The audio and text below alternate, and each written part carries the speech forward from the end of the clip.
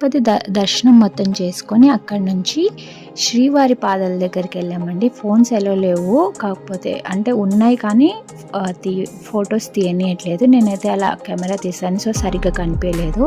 వస్తూ వస్తూ అక్కడి నుంచి దర్శించుకొని మళ్ళీ వస్తూ మా వాడికి బొట్టు పెట్టించేసాను. ఇక్కడ పిల్లలు పుట్టిన వాళ్ళు ముడుపులు ఇలా కట్టేసుకుంటున్నాను. నెక్స్ట్ వచ్చేసి ఇది శిలాతోరణం అండి. సేమ్ దేవుడి మెడలో పూలదండ ఎలా ఉంటుందో ఇక్కడ రాళ్లతో అలా ఉంటుంది అనమాట, ఈ శిలలతో. చాలా బాగుంటుంది. అక్కడి నుంచి మేము శివుడు గుడికి కూడా వెళ్ళాము, కానీ నేను ఫోన్ తీసుకెళ్ళలేదండి, వీడియో తీయలేదు. చాలా బాగుంటుంది. ఇవైతే తప్పక వెళ్ళాల్సిన ప్లేసెస్ ఇంకా చాలా ఉన్నాయి, కానీ కొన్ని నేను వీడియోస్ తీయలేదు.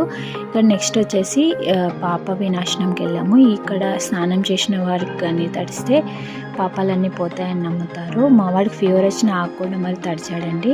అక్కడ నుంచి వస్తూ ఆంజనేయ స్వామిని దర్శించుకున్నాము. ఇంకా చాలా వీడియోస్ ఉన్నాయండి. Next video